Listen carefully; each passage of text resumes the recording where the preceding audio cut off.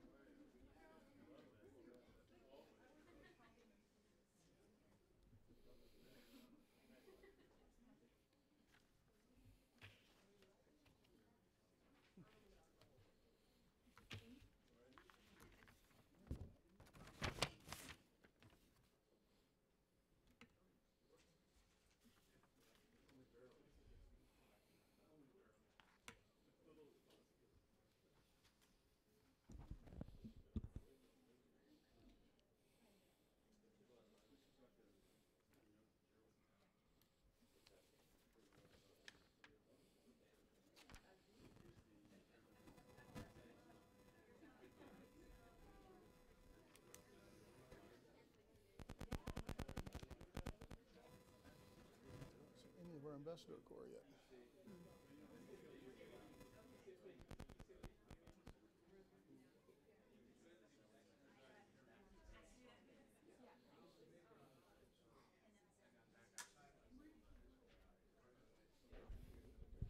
Okay, good afternoon.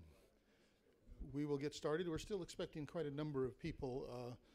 Probably a little bit difficult for them to come in from that beautiful weather outside. So we'll give them the benefit of the doubt and let them come in as we begin, because we don't have a whole lot of time for two panels, and then we want a little discussion time at the end. I'm Steve McDonald. I'm the director of the Africa program and the project on leadership and building state capacity here at the Woodrow Wilson Center. Welcome you on behalf of the center and my president, Jane Harmon. I won't do the spiel on the Woodrow Wilson Center. I bet you've all heard it once or twice before. But we're the official memorial to the president. And, of course, what we stand for is the bringing together of the world of ideas and the world of policy. So this, of course, is a perfect example of talking about engaging on a very, very important issue for Africa with a group of experts and policy people in the room. As we all know, Sub-Saharan Africa is home to 3/4 of the people in this world who are living on less than 50 cents per day. The majority of these people depend on agriculture for their livelihood, thus making agricultural development an important strategic strategy for reducing poverty in Africa. However, the current budget crisis in the United States and Europe particularly impede donors' investment in the agricultural sector, but also point to the essential role of the private sector can have in achieving food security. At the same time, the flow of capital investment, as we know, into Africa is increasing and may be about to really crescendo. If we look at the McKinsey Company report, Lions of Africa in 1910, and the realization of that huge Chinese investments are flowing in, private capital investment groups from the West have been taking a very new look at opportunities there. And agriculture, of course, presents one of these. But as with all things, there's an upside and there's a downside. We hear the stories of the land grabs, of displacement of huge numbers of persons, of corrupt practices in dealing with investing corporations and governments. I have just returned from Ethiopia yesterday, so I'm a bit jet lagged still. And this drama is playing out there in the south, a drama being repeated right across the continent. Therefore, collaboration between the public and the private sector in Africa and around the world is needed to elaborate permanent solutions for the promotion of responsible investments in Africa, and that's what we're going to be looking at here today. Now, our format today is going to be simple. We have two panels. We're not going to have a break between the panels, but at the end of our discussion, around 4 o'clock, we're going to take a break outside, have some coffee and light refreshment, and give you a chance to talk informally. We will have a Q&A session at the end of each panel, though. I'll introduce the panel moderators, and then they will proceed introducing their panels and then going on. A couple of housekeeping items is we are being webcast live today, as we usually are. That will be archived for your future access if you would like. But when we're having the question and answer sessions, be sure to wait for a microphone to come to you before you ask your questions and start talking, or you won't be heard by the audience out there. We do have an overflow room because we're expecting quite a number of people. And we will be, of course, speaking to you as well in the overflow room. And if you have questions, there will be a staff member there to take your questions on a piece of paper, little card, and bring them in to the moderator. So you'll still be involved. I have looked around the room and I don't see any of our ambassadorial corps from Africa. I was expecting Ambassador Matinji from Malawi and Amina Ali from the Africa Union. Am I missing you? Okay, well, we hope they arrive and join us. Okay, without further ado, then, I'm going to introduce both of our panel moderators, and then they will come up in order.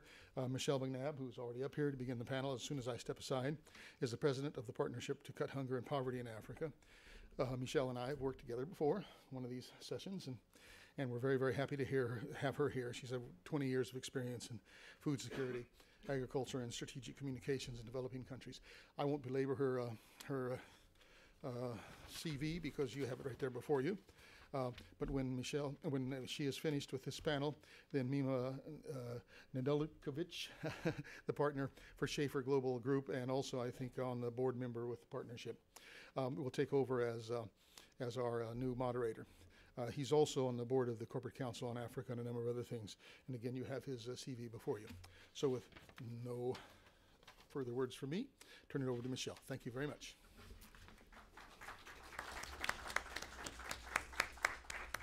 Good afternoon, everyone, and thank you very much for coming. I'm sure we'll have people join, but we can just keep going. We want to plug in and make sure we have time for discussion, both in this session as well as afterwards, as Steve said. Thanks very much, Steve, for hosting this and for helping us pull together such a great group. As Steve said, I'm Michelle McNabb, the president of the Partnership to Cut Hunger and Poverty in Africa. And I just want to give you a tiny background on what this event is and how it fits into the context of some things that we're doing. For the last 10 years, the partnership has been working on promoting investment in African agriculture, promoting agriculture as the engine for growth in Africa. And for most of the first 10 years, I would say the main target of our policy and research and advocacy was the U.S. government, trying to encourage the U.S. government to pay more attention to agriculture and food security. And I can say not due to our efforts alone, but due to many of the efforts of people in the room, the U.S. government is doing an excellent job in promoting agriculture and taking a leadership role globally at encouraging investment in agriculture as the engine for growth on the continent. As over the past 6 or 12 months, as we've been watching the amazing developments in Africa, the changes that are going on the continent, and some of the new activities that have been pulled together under Feed the Future initiative, under the GATS at the World Bank, this May's excitement with the G8 and President Obama saying these things that we couldn't have written a better speech if we would have written it ourselves. So just having so much alignment and momentum about the need to invest in agriculture and the need for partnerships to make agriculture successful and to help people in Africa. So with all the excitement about this consensus, this momentum, this global leadership that's been placed in the last few months, what we suddenly started to realize is that everyone has agreed that the private sector has an enormous role to play in mobilizing the funds that are needed to develop the agricultural sector in Africa, and that partnerships with the public and private sector are the way forward. At the same time, we started to pick up some polemics that were starting to come up, and a lot of the accusations that we've heard recently about, all this investment stuff is just another excuse for land grabs. It's another excuse for neo-colonialization. We realize that when you start to get polemics like this, where people are accusing and pointing fingers, things can quickly spiral out of control. Because what the partnership has always tried to do is to promote dialogue and to promote inclusive listening to various perspectives and talking about issues openly, we decided to start a consultation process on this concept of responsible investment in African agriculture. So today what we want to do is look first in specific on what's happening in one country, and then the second panel will move back up and look more globally at what is happening from different perspectives. We'll get some information from some of the panelists about a few global initiatives that are going on this whole concept of responsible investment. from our perspective, it's about being open and on the dialogue. I think everyone agrees that we want to benefit the poor and hungry in Africa. We want to benefit smallholder farmers. We may have different approaches and different perspectives on how to get there. So what we want to do today, that we did last week in Des Moines, and that we're going to be doing all next year, is promoting consultation, promoting open discussion of these issues. We think that polemics are the last thing Africa needs right now. Instead, we need informed dialogue. We need informed discussion and debate. As we were trying to decide how to do today's consultation, we thought that looking at one country would be a way to get beyond the 30,000-foot level. Sometimes it's easy to have discussions that remain, especially in Washington, that remain at that level. But what we want to do is zoom down and look at something that's happening on the ground.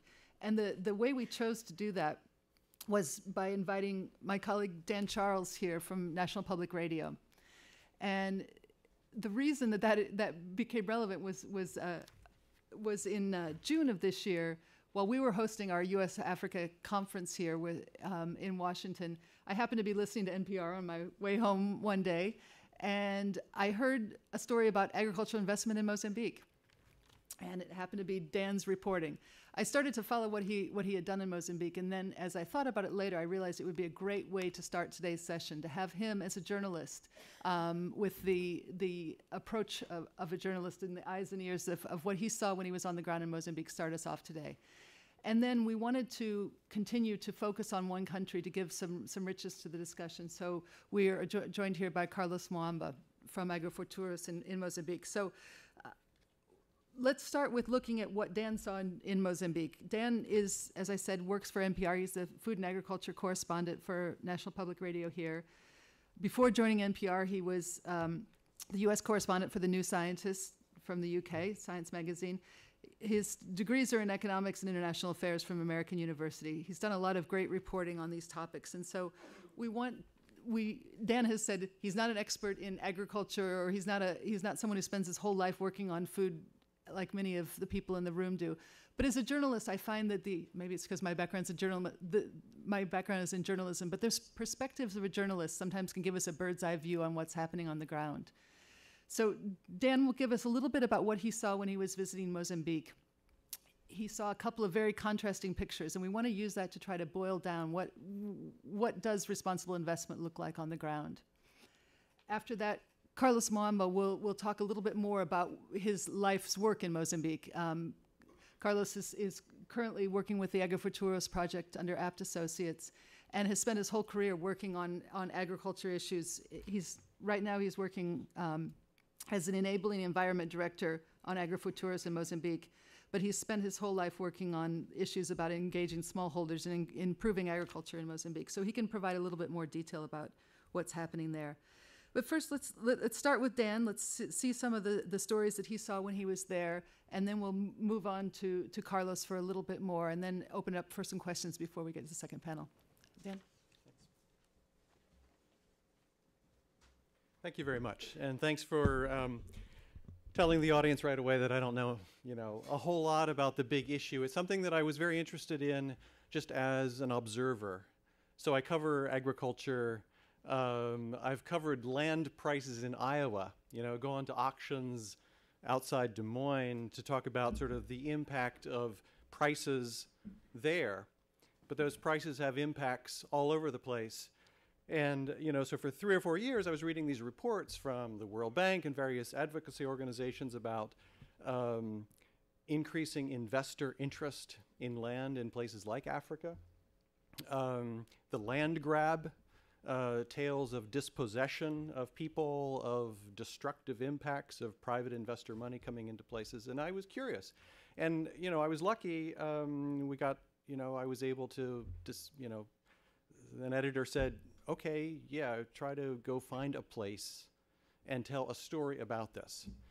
So the immediate question is where and what do you look for? And for no particularly well-organized reason, I ended up going to Mozambique because I had the impression that a fair amount of this was happening in Mozambique. And I was interested in investments dealing with food crops as opposed to biofuel, just because it seemed like that was sort of an interesting way to, sort of get at the story. So anyway, so I will just jump right in, and all I have to say really is what I saw and what I heard from the people I met there. Others on the panels can draw out the big picture and say, is this case typical? Is it not typical? You can draw the contrasts and give, you know, sort of the bigger picture. Just calling it a tale of two farms. So first of all, where I ended up going was where that little A thing is on the map.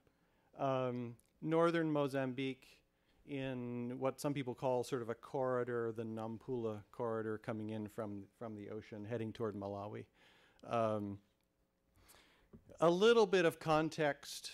Mozambique, for those of you who don't sort of know the land situation there is a law, the land law in Mozambique. And actually, to my surprise, I did not meet anyone in Mozambique who thought the law was a bad law. Pretty much everybody I met felt like the law was a good law. And in, you know, sort of big outlines, what it says is land in Mozambique is owned by the state, A. B, if you occupy the land, you have rights to that land, and that land can be inherited. And sort of, so this question of like occupation giving you rights to the land comes into play in sort of a traditional way. A company can come to the government and negotiate a deal giving them a lease to land for 50 years, renewable for another 50. But in order to get that approval from the government, there's a, you know, a mandated consultation process with the community. You know, I guess you would call it the occupiers of the land, or people who have some sort of, you know, who live on it or around it, and you have to get sort of agreement from the local people before you take, you know, or lease that land and do with it what you will. I mean, that's sort of, for the purposes of our discussion, that's sort of the context. Is that fair, you know, in general?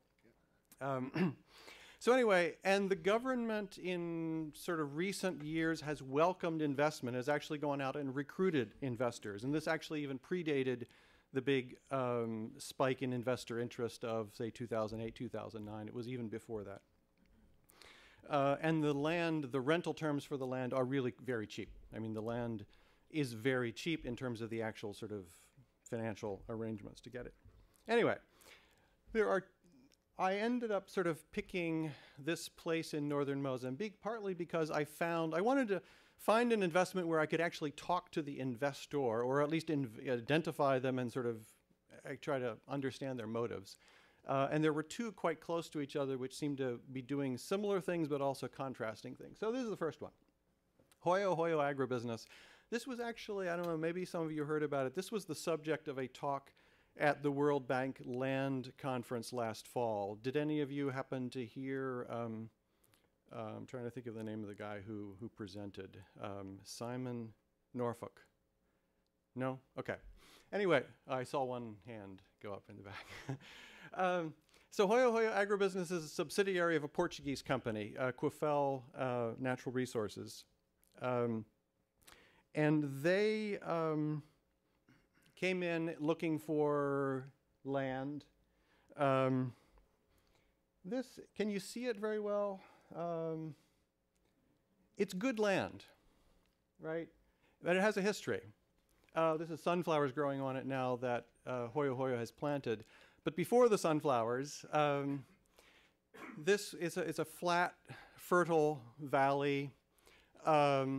And there was an enterprise there that was set up by investors and in cooperation with the Mozambican government, I believe, after independence. The land was cleared, and there was a company that was planting, I believe, soybeans, maybe some other things on this land. 10,000 hectares, roughly. Big area. And then came the, whatever you call it, Civil War, War of Destabilization.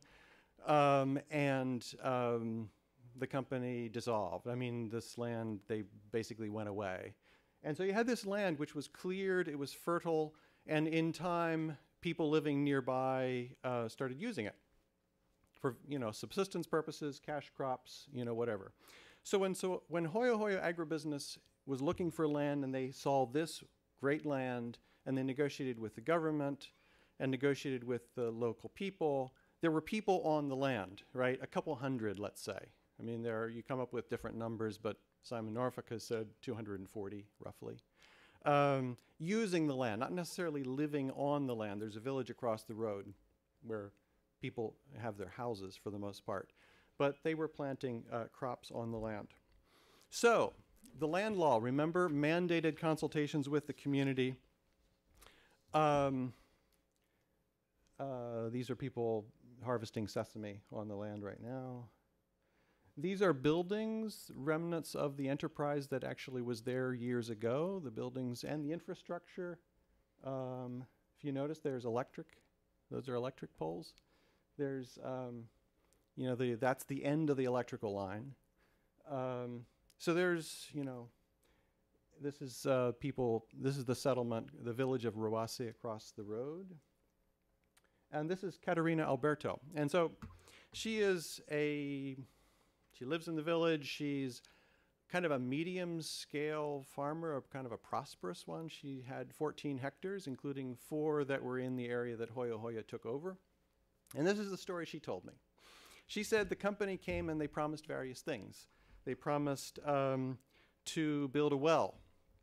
They promised to pay for any crops or land that they took from people who were using that land. They promised, she said, to clear new land for them to move to. They planned to build, upgrade the school, build various things. And on the basis of that, she said, the community said, yes, go ahead. She says none of that happened. That the company came in and actually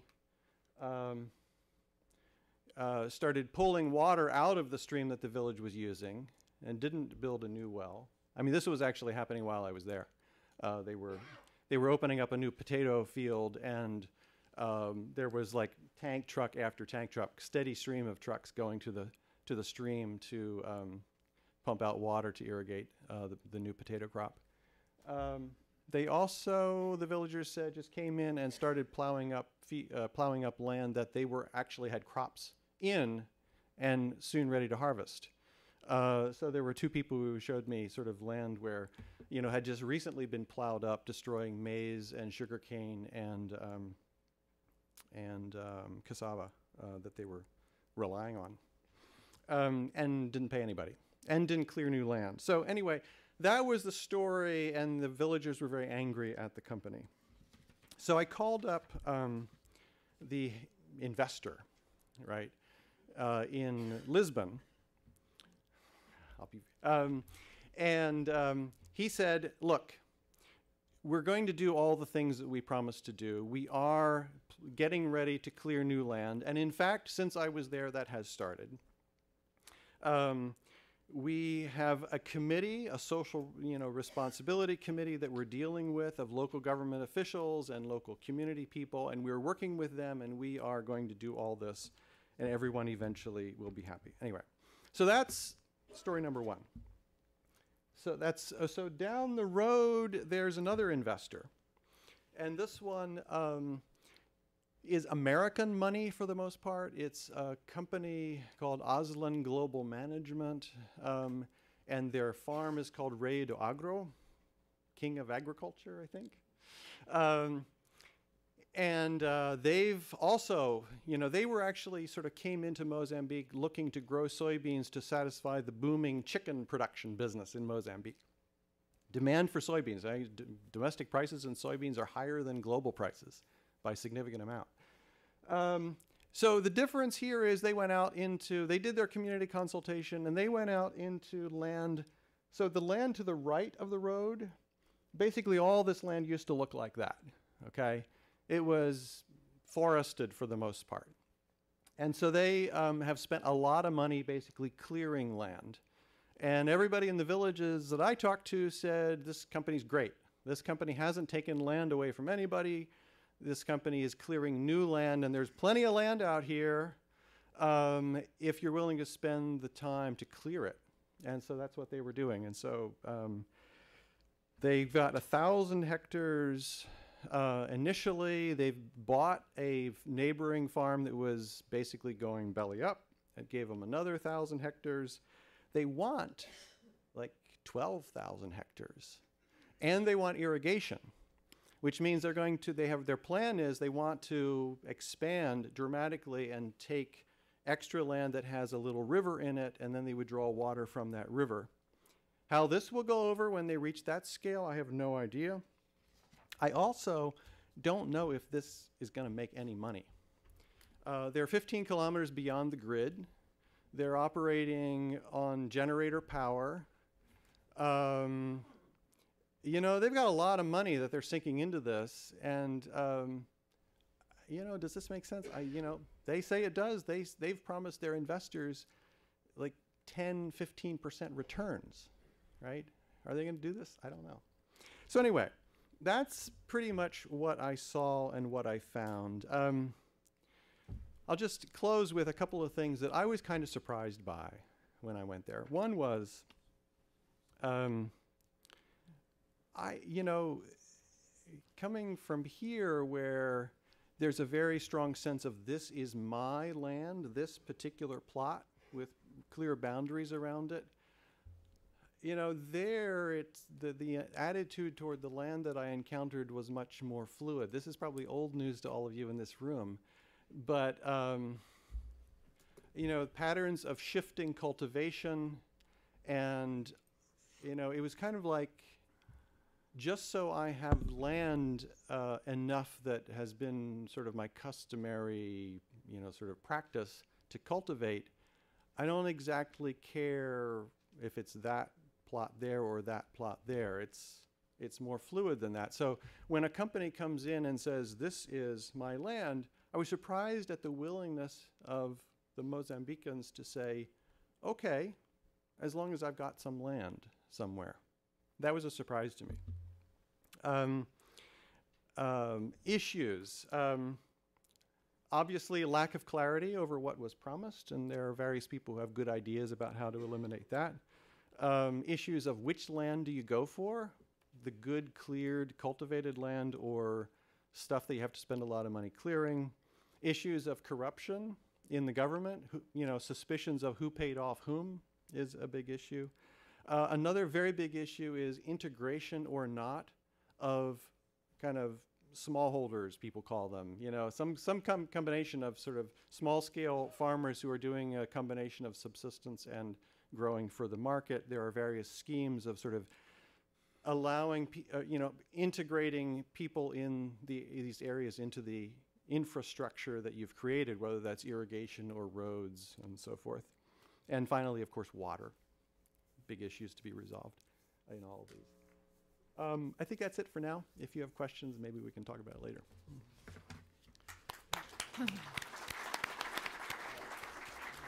I forgot. So this was the general manager of that second farm. He's a Zimbabwean who, comes out of the world of business. He was a accounting guy, KPMG guy, I think, at one point. Yeah. And this is their generator-powered little hamlet. Anyway, okay, that's it. Great. Thanks so much, Dan. That was excellent. That's exactly what we wanted to hear, is what you saw from your journalistic perspective while there. And I think the contrast is really, really interesting. Dan's full articles are photocopied outside if people want to read them, because they really paint the picture well. So turning to Carlos. Carlos, this is your country. This is the place you've lived and worked your whole life. So what do you think about the investment process in Mozambique? Is this what you see? Is this typical pictures? How are smallholders being engaged, and what more can be done there? Thank you, Michelle. I think the story that Dan just told us, the two stories are true, are things that are happening in Mozambique. Michelle is there, she can tell me, because she was part of one of the stories. We have stories not only in agriculture, but we have stories on mining and other things. We have stories in a forestry in Niassa.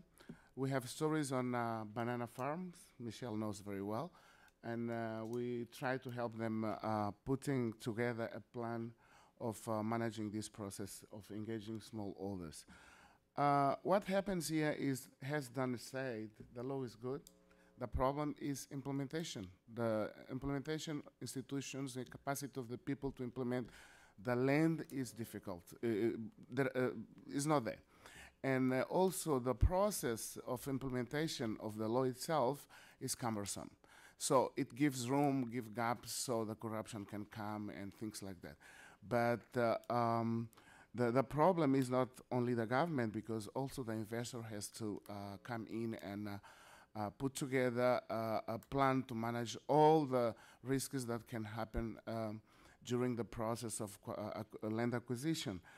And that is what the good practices from the World Bank and things like that says, that if you want to land a part of the Mozambican land law, when you want to acquire land for investment, you need to go through some aspects of community consultation, community involvement, and actually do a plan for the community, how can I say, development later on.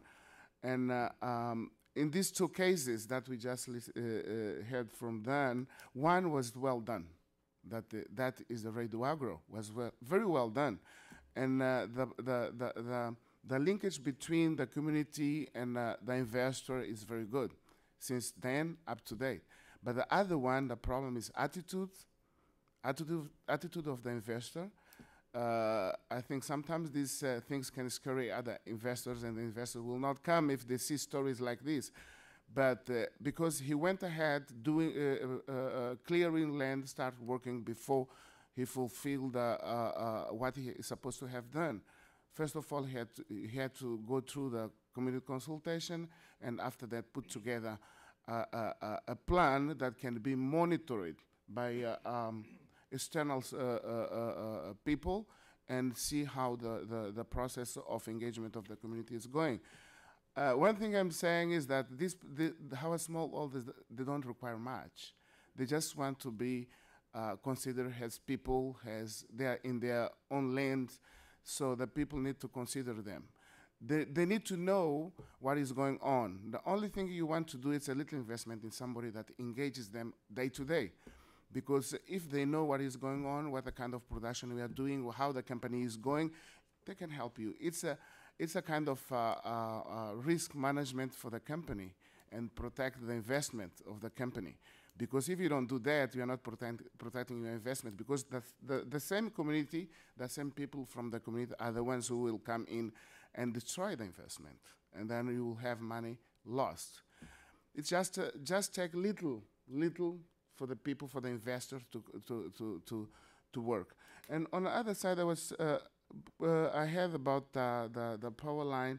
So the government is working now, and then we know that many places we have electricity already in the places. Infrastructure is a problem. Everyone needs land close to the main roads, close to where power lines are passed through. And so that's why we say, many people say there is land grabbing, there is a land problem, because everyone wants land where there is infrastructure. In other places that people are not going because they say, oh, we don't have infrastructure there, so I'm not going. I'll go maybe in 5 years, I'll come back and then I'll see what is going on. And then everyone wants the land close, and also the community wants the land close to the infrastructures. But roads and other things and all these are very high cost, and the government needs to help. And also on the other side, the investor also needs to establish a kind of partnership between them. This is a country that is a very young country with little years of independence. After that, we had a civil war and many problems. The resources that the country have sometimes are very scarce. They don't have money for all the process to prepare. They're supposed to prepare. If we know from the land, the government's supposed to give a lease for the land that is empty. But this is a kind of combination or kind of agreement between the investor and the government, because the investor says, I want to invest, I'll take care of the community that lives there. So, and then the only thing is to fulfill what I have promised to the government, taking care of the community expectations, taking care of the community social responsibility or something like that. So I don't know, this is what I can say now. Another thing, I just want to mention this. Last year, Apt Associates, through the project in Mozambique, did analysis of agriculture, commercial, legal, institutional framework for Mozambique. And then 70 recommendations were advanced. And from these recommendations, the majority of the recommendations that we have are all institutional and capacity building reforms. So that to say, as Dan was saying, most of the laws that we have and the policies are very good, The problem is implementation. Do you have capacity? Do you have proper institutions for the implementation? And all these things, these are the questions that comes. And one thing also I want to mention is that we have donors, we have development institutions that are working in Mozambique. And the problem, I say it's a problem because I think there is very little coordination. Although we have these, what they call donor group meetings and things like that, but each donor or development agency, when they come to Mozambique, each one wants to compete, wants to do the things, and they focus on what they do, no matter whether they're doing the same thing that the other agency is doing. So instead of leveraging the efforts and also the cost of doing this development work, they continue, they carry on doing the same thing at the same time, at the same place. So I think this is one of the things that should be also good to emphasize and talk about. And I think encourage the donor community to coordinate better, to putting the funds or that they have to help these countries like Mozambique, and also help the government coordinating and capacitating the institutions and putting the capacity in place to manage all these policies that we have in Mozambique. Thank you. Great. Thanks, Carlos. You both mentioned the same thing, that the policies are in place, that the legal framework, at least in Mozambique's case, and it's maybe not quite the same everywhere, is there. It involves consultation, it involves dialogue, yet you have the contrasting examples that were so clearly presented. Carlos, you mentioned something about monitoring the implementation. Are there ways to do that? How is that happening, to say that, how do you get beyond the policy and get down to what's really happening and determining whether it's happening in the right way? Okay, what we have is, as I said, the people go to the land and to the local community, talk with the leaders, not with the community. Sometimes the second example of Hoyo Hoyo, instead of talking with the community, they talk with the leaders. And then we talk with the leaders, the leader go ahead, but doesn't consult the people. When I'm talking about monitoring and the process is a kind of, we know most of the rural community in Mozambique are illiterate. They cannot read.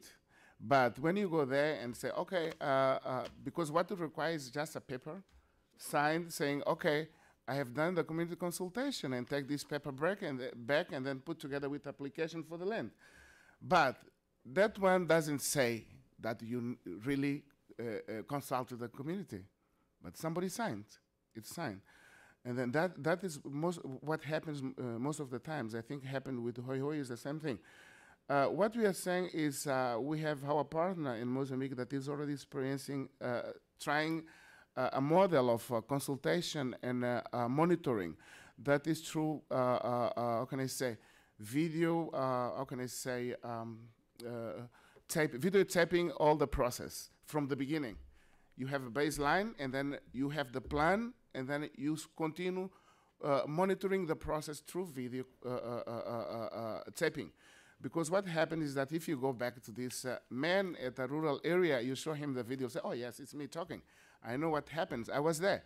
So, and then you don't have the kind of the people, the thing that, okay, I signed, but I didn't know what I was signing for. Because I cannot read. I signed something, yes, this is my name, but I don't know what is there written. So, but if you have a video of him talking, and you will understand, yes, oh, yes, I say this, yes, I agreed at the time of consultation. That is what I'm talking about, monitoring the process, because monitoring in paper, in reports, it doesn't help our communities because they cannot read. So the papers and the reports will not help them. Very, very interesting. Dan, did you see any evidence that the government was directly involved in trying to mediate or help the dialogue between the private sector and the community? No.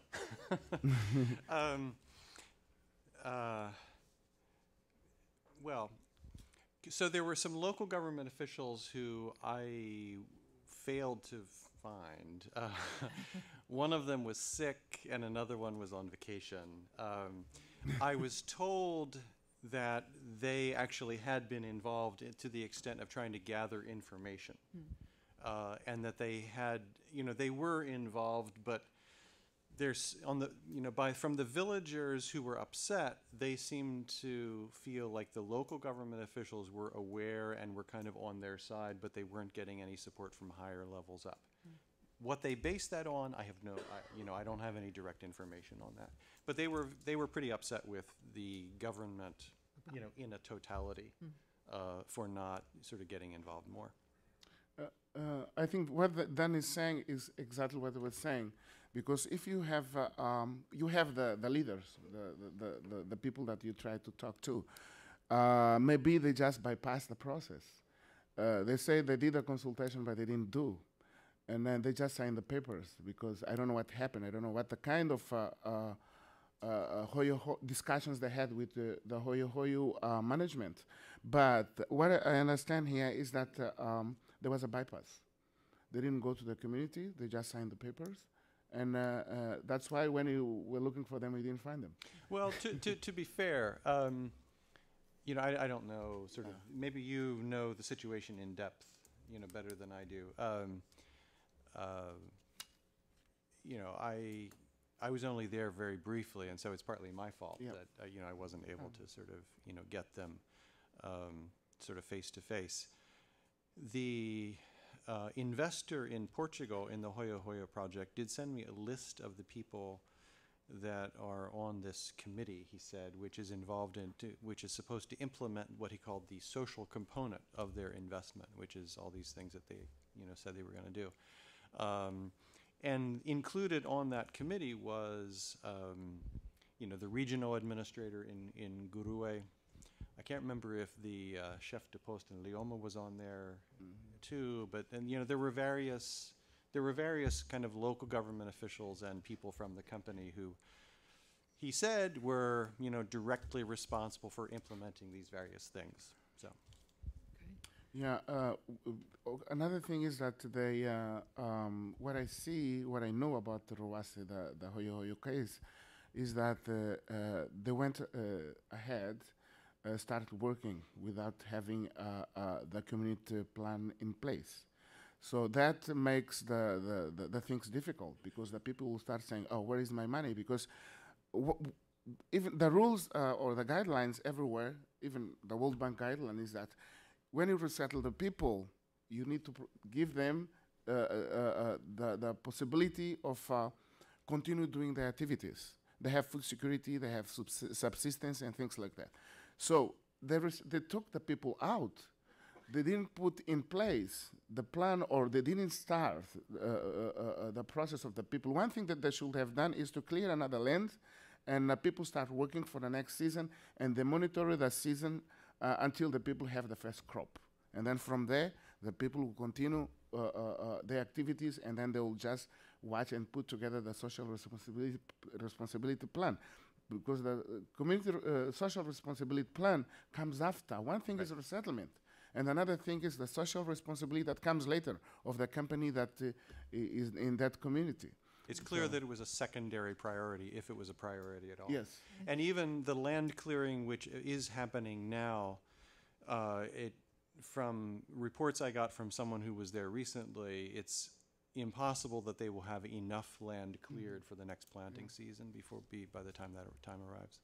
Let's go to some questions, because Mima's got 4 people on his panel, and I want to make sure we start that one promptly at 3. So are there any questions for our Mozambique? Yes, there are. So please identify yourself. We'll take 3 questions, and then I'll let the panelists present. And if we don't have time for everything, you can try to get him in on Mima's panel or join us for coffee afterwards and follow up. So we'll do 3. Thank you. I'm Brian Greenberg with Interaction and wanted to thank you both for your presentations. What comes across clearly is the rationale for corporate investment as a business decision here. What didn't come across as clearly, and I'm hoping you can sharpen a little bit, is the implications for smallholder development. I'm thinking of things like, first, if jobs are created on these corporate farms, are there labor standards? Are there worker safety enforcements? What are the environmental implications of the kind of clear cutting and plowing that we saw examples of?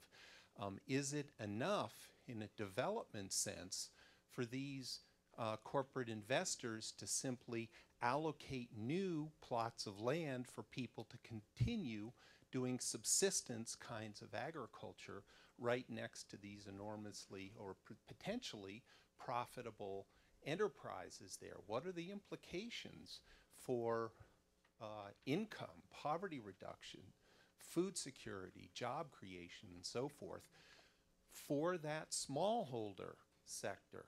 Thanks a Great. lot. Thanks, Brian. Did you back in the back in the red?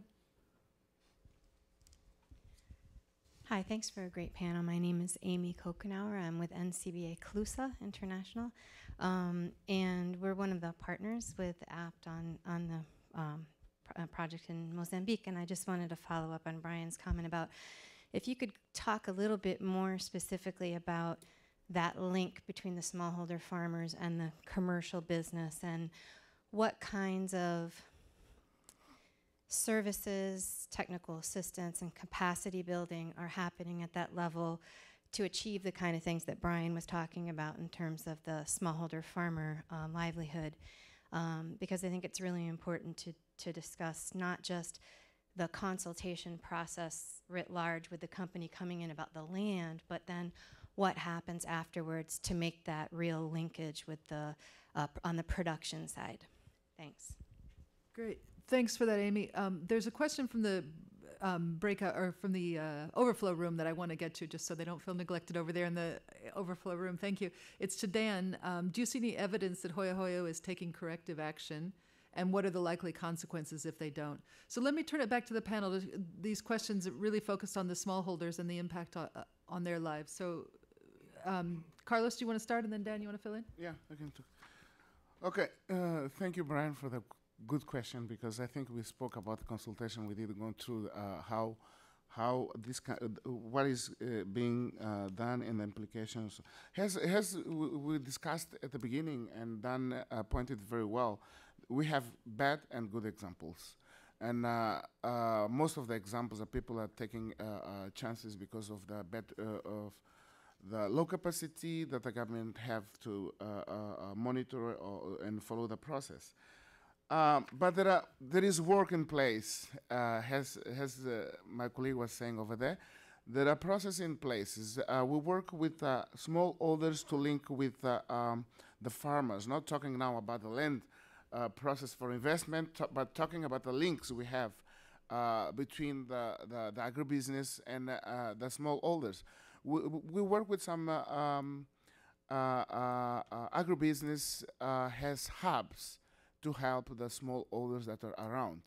The smallholders are organized in associations, aid associations, or now there is a new cooperative law in cooperatives that these companies can help them.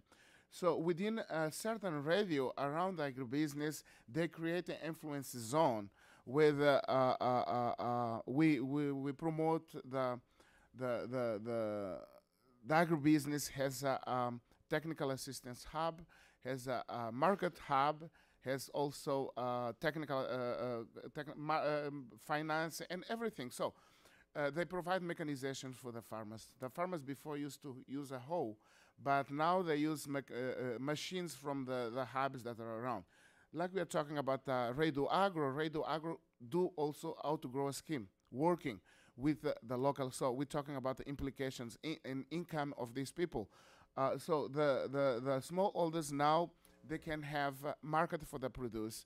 and it's also value chain linked now, because we see what crops are high value and what the people can produce, and also the agribusiness is the market for them.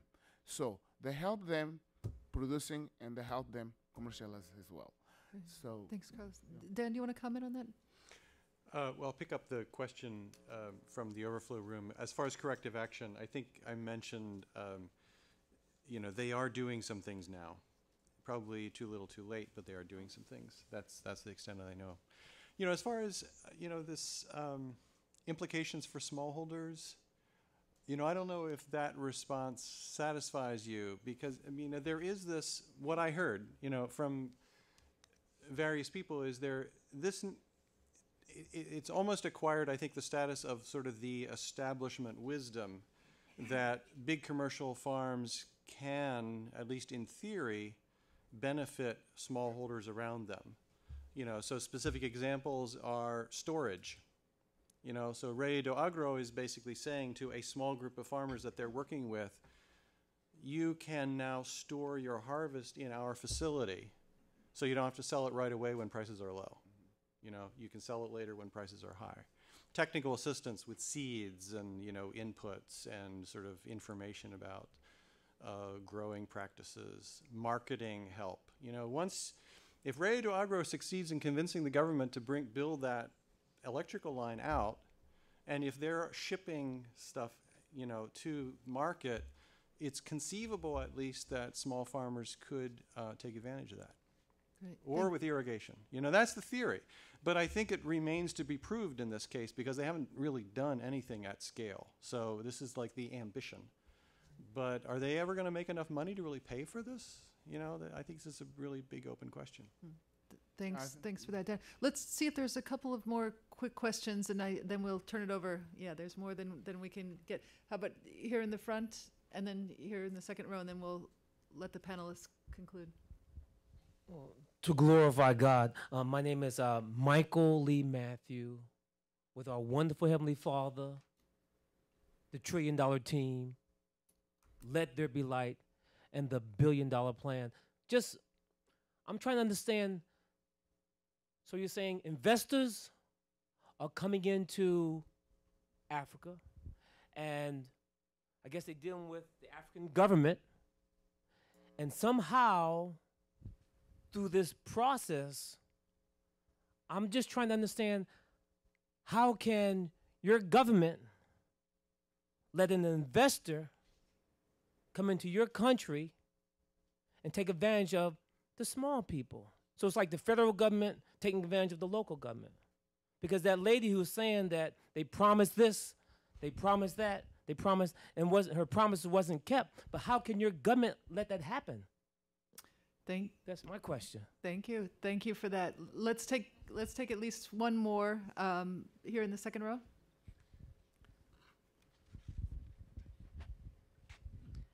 Thank you, Roman Muskalek. I am working in agribusiness in Ukraine.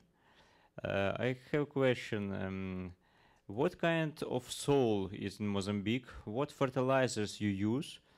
And what is the policy of government for importing fertilizers? Is it monopoly or this is free market? Thank you. Question. We'll take one more. Hi, thank you very much. My name is Denise Mainville. I'm with Apt Associates. Carlos knows me. My question really has to do with taking the perspective of, I think we recognize that the investors that are coming in have a profit motive for their firm. They're not here trying to solve world hunger, et cetera, even though they would be happy to have that happen along the way, perhaps. But what that leads me to ask then is, when the smallholders who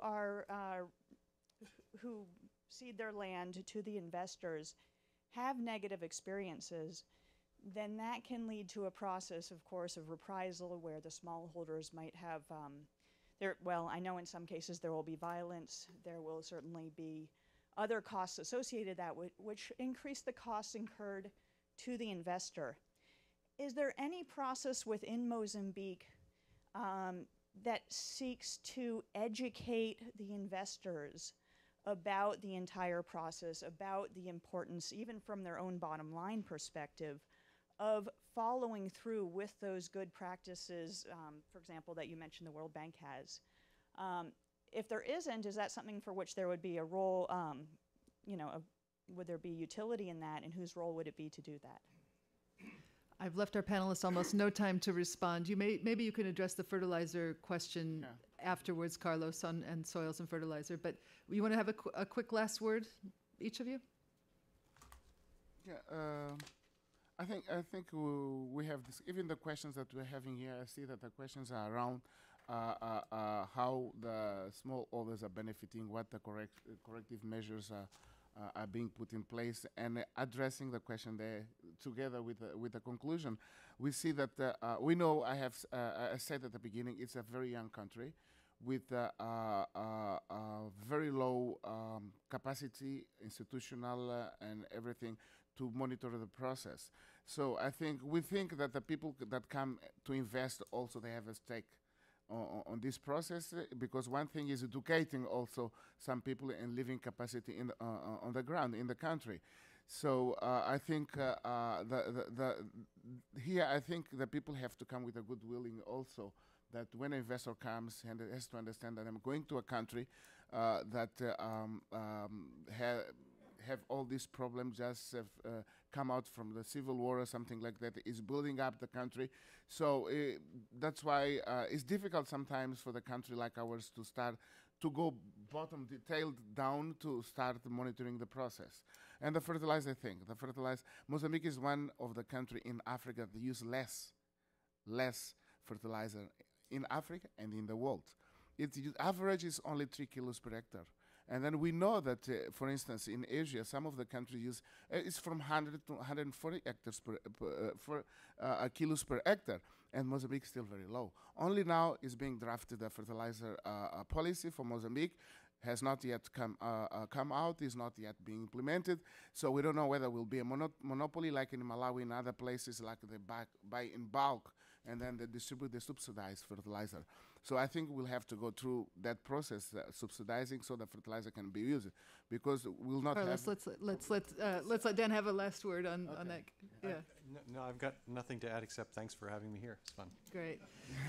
Thank you very much, panel. Thanks, audience. I've left lots of questions for Mima's group, so they can come right up. So we'll go right on to the second panel.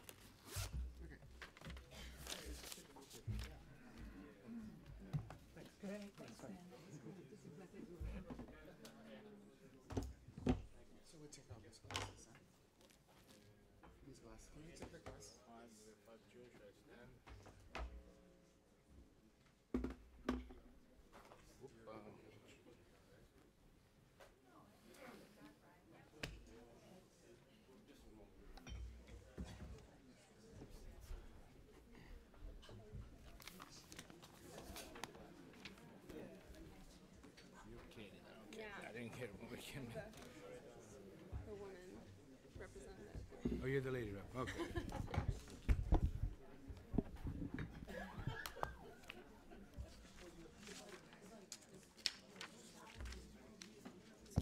Thank you. Okay, keeping in timing here. We're only 3 minutes behind. I'm Mima Nedeljkovic.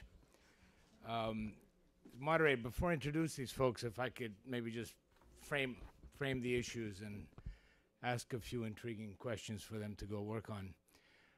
One, I must say, as Michelle said, as board member, long time partnership, I guess almost a decade now. I mean, I come out of the developer side, to be clear. I'm a partner of Schaefer Global Group, and we've been doing major agro-industrial projects throughout the continent. About 50 years of company, 30 years for me. This theme is very close to my heart, and is very close, and I'm seeing it, the timeliness of it right now is absolutely spot on. What I'd like to put forward is 3 very large themes. Call them hypotheses, if you wish, and challenge the panelists to refute, agree, or otherwise go off on a different tangent if we're doing a political debate nobody wants to answer questions on. 1, This panel, to remind everyone, is called Building Partnerships for Inclusive Investments. And I would say that that must mean win-win. Now, we all say that, we've been spitting that out for years. But what does it actually mean? I think that's the real issue. It was asked before earlier in different ways, so we'll tie in the Mozambique into a more general session. What does it mean? Who defines it? And in the end, and again here as moderator, I'll speak as individual moderator, not as partnership board member, who in the end can define it? For me, the position is very simple. If both sides do not walk away from the table thinking they got at least as good a deal, if not maybe slightly better deal, it ain't going to hold. That deal will not hold. First hypothesis. Second one, and here I can speak more openly as a developer, and I would argue here, and this I say to my brethren developers, if you're a large-scale development that does not incorporate the small-scale farmer, the community, is simply going to fail. Full stop. My argument. We've seen it. It's unfortunate. I think this is where we get into some of these silly discussions at times of land grab, because there have been many occasions where people have actually gone and gotten hundreds of thousands of hectares to then go to the junior market in London to pick up the equity capital. Investment is good, but it isn't good, including for the investors, if it fails. So that's my second precept, that in fact you have to include fully from the beginning, not retrospectively. And to be honest with you, I don't even like the term social component of investments. You're investing in the whole. You're investing in the business. The business is bringing up the whole community in the area, or else, again, it will fail. Third precept. And there I think we have ample proof that small-scale farming, left alone, may be sustainable in its primitive state, but is it sustainable in the modern world? One world. I'm glad a Ukrainian asked a question about what's going on in Mozambique. I mean, this is one world. We're talking being competitive, and we're talking small farmers, if not brought into the value chain, if not part of it, are simply not going to break out of that dependency position and situation. The investment in the end, to maximize it, has to have the capital investment. You have to have some sort of value-added processing. It can be storage, as somebody said earlier. It could be value-added in fruit juice plant or sugar plants that we build or others. But something must be done there on a value-added, capital-intensive basis, including irrigation schemes, for example, that only the investor can bring in. Final point, and then I'll turn it over to the panelists, is in those areas where the win-win can't meet both the individual investor's needs, because if I don't get a return, I'm not going to invest. There's plenty of places I can invest. Probably Ukraine's a damn good place to invest. However, if needed be, this is where governments, this is where development agencies, development banks, and had my experience there, can come in to make it then more interesting, to somehow get that win-win really balanced out so each side feels like they're getting a proper deal.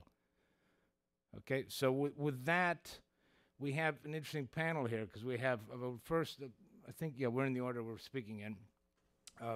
First, we'll speak, and you have the CV, the bio, so I won't go through the big sort of explanation of who's who, but I think it's interesting in the selection of it, because we have Katie Campbell, who will speak from the perspective of Action Aid, if you will, and maybe particularly hit on this issue of who and what and how do we define what is fair, so to speak, to both sides. I will then turn to Matthew Arma, who comes out of the Millennium Development Authority in Ghana, the Ghanaian from the Ghanaian side of the MCC, I guess that goes on. Ghana goes on, MCC goes on. He will be there. What is it from his perspective? How does he see this partnership build up? Turn then to Jack Khan, an old friend and founder and developer of the Novell Commodities that has moved from trading into investments, and see why that is happening and how does he as an investor now see that. And finally with Paul Weisenfeld, how can, in this case it's USAID, but maybe even more globally, government agencies or multilateral agencies really help out where we need some added incentive on either side to make the deal work? So with that, I'll turn it over to Katie. Yeah. Please. Thank you so much. And those are really excellent themes that you outlined. I just want to thank the partnership for having me and thank the Wilson Center for hosting us today. So I'm just going to speak sort of briefly to the smallholder farmer perspective on all of this. And I really appreciate all of the emphasis that has already been put today on smallholder farmers in our previous panel. So smallholder farmers, we all can agree that we need to invest in them, that they should be at the center of everything that we're doing in agriculture right now in Africa. But I just want to pull it back a little bit and remind us all why the smallholder farmer should be at the center of this. You know, we often think about smallholder farmers as being the 60% of the people in hunger worldwide. We sort of think of them in that light. They're beneficiaries. They are in need of assistance. But what we forget sometimes is that smallholder farmers also feed half of the world. They feed 80% they provide 80% of the food that's consumed locally in sub-Saharan Africa. They are cultivating on or own 80% of the land in sub-Saharan Africa. So they're not just sort of the beneficiaries. They also need to be a huge part of the solution to meeting the challenges of global agriculture. And all of this means that the group that's investing the most in agriculture in Africa is smallholder farmers. It's not governments, it's not donors, it's not the private sector, it's smallholder farmers. So all other investments need to be made to really boost their investment. And to your question about partnerships, I think that we need to see smallholder farmers that way in order to have true partnership with them. We need to see them as investors in their own land. You know, they're thinking about what the incentives for their agriculture are. Their incentives are often to feed their families, sometimes to go to take their food to market and make enough to send their children to school. So we need to think about what their investments are, or their incentives are. We also need to think about what their risks are, which smallholder farmers are sort of very notoriously risk averse, especially with fluctuating markets. We've seen food prices rise so much lately, and fertilizer prices, that farmers can be sort of very wary of investing or using inputs that have high volatility. And then they also have capital. And I don't think that we often look at their whole sort of set of capital. They have human capital and intellectual capital. They have natural capital in their land. They have physical capital. And they use their financial capital and their social capital to build all those the other forms of capital. So I think we need to see farmers that way first. I think part of the problem, some of the challenges that smallholder farmers face when it comes to investment, is that we don't look at them in that light as sort of equal partners who also have their own sets of ideas about what they want invested in their land. So I'm just going to talk a little bit about some of those challenges. We already highlighted land grabs as being a huge challenge to farmers who, when we're talking about investment in agriculture broadly. And I have to agree with everything that the panel said. I think that there can definitely be good examples and bad examples of investment in land, but it's certainly a huge new issue that we've seen, especially since the food price crisis of 2008. Actually just released a new report called Lay of the Land, and in which we highlighted some of these issues. You can go find it online. I don't have any copies here, but so that's one issue. I think also farmers are not, one of the things that ActionAid has seen is that when people invest in their land, in farmers' land, even if it's not a situation with a land grab, they just want to work in partnership with farmers, that they're not taking into account all of those different forms of capital, that they might be degrading a farmer's natural capital in order to improve their financial capital. And we've seen farmers that really want to be using more sustainable practices that don't have access to those things, and that big investments are not bringing to the table. So those are some of the challenges. I think that one of the ways that we sort of move beyond these challenges is to just bring farmers to the table, to have the really good consultation that was really needed in that instance in Mozambique. And there are some great examples of what's happening globally great ideas for bringing farmers to the table. So I just want to go over a couple of those. The first is what the Committee on World Food Security is doing, or the CFS. I'm sure many of you are even more familiar with the CFS than I am. Some of you may have attended. But the CFS it started in 1974, was an intergovernmental body, and in 2009 it was reformed to be really one of the most inclusive governing bodies or decision-making bodies around food security in the world. So it includes governments, nonprofits, private sector actors, all these people. And they just released something last year that introduced the voluntary guidelines on the responsible governance of tenure of land, fisheries, and forests. So the VGs, we call them the VGs, voluntary guidelines, they're a set of recommendations for how we can avoid this situation of land grabs and improve tenure globally. And the VGs were this hugely consultative process. I mean, it's such a great example of how consultation can be done. It also took 2 years to do, which is what real consultation sometimes takes. But so basically from 2009 to 2010, they had inclusive consultations around the world. They had consultations in 11 countries that brought 700 people together from 133 countries, from public, private sector, civil society, academia. They had 4 separate consultations for civil society that brought together 200 people from 70 countries, and then another private sector consultation that brought 70 people from 21 countries. So this is an example of how consultation can work. And now we have these voluntary guidelines that can be implemented, that can be used to create laws in countries to improve land tenure.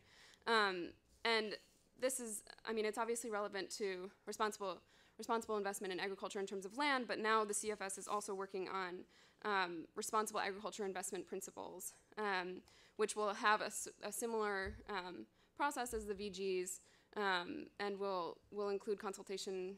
Will include regional consultations, public sector consultations, private sector consultations, to create a set of investments that will promote food security and nutrition around the world.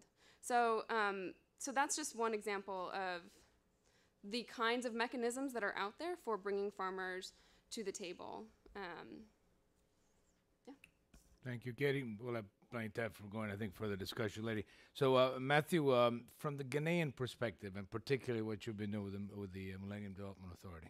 Okay, thank you. I'd like to thank the partnership for inviting me, and I'm happy to be here. Okay, I'll talk from the Ghana Millennium Challenge account position. The Ghana Compact sought to achieve economic growth through agricultural transformation and to reduce poverty. And it had 2 key goals, increasing production and productivity across about 60,000 smallholder farmers, and increasing competitiveness in the local and international markets. A number of investments were done, which sought to reduce the transaction cost for smallholders in general in sort of participating. The general idea was that to help the smallholders transition from a subsistence agriculture into some commercial orientation, and this required a number of capacity building initiatives, and which was training and making them think in terms of business development. It involved a number of investments to reduce the risks to smallholders, like through irrigation. It included creating transportation networks into the farming community to bring the markets closer to the production area. We had some investments in trying to improve land security, access to land, facilitating land security through helping the smallholders get title to their land, registering the title to the land on a small, by these holders. It included providing credits, and it included a number of factors. But I think that for this particular audience, what I'm going to try and focus on is the investments that were made to make it possible for an investor to come in and to make it possible for a smallholder to participate. A specific investment that comes into mind is our investments in irrigation systems. Most of the smallholders who are really subsistence farmers were operating on a rain-fed agricultural system, and so part of that process was let's improve the irrigation systems in and around their area of operation.